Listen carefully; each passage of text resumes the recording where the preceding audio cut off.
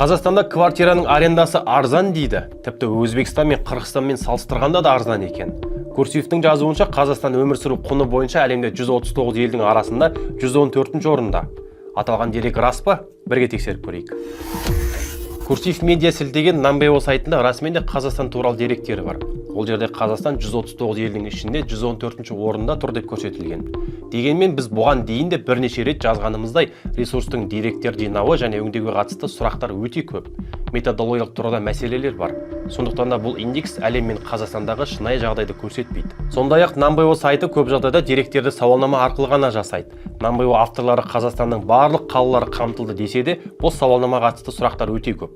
Яғни сауалнаманы толтырғанда Алматы мен Астана секілді үлкен қалалардан ғана адамдар ғана қатысып, басқа қалалар қатыспай қалуы да мүмкін. Тіпті сауалнама толтырған кезде қазақстандықтар тұрғылықты жерін немесе тұрған қалаларын өтірік белгілеп жібереді.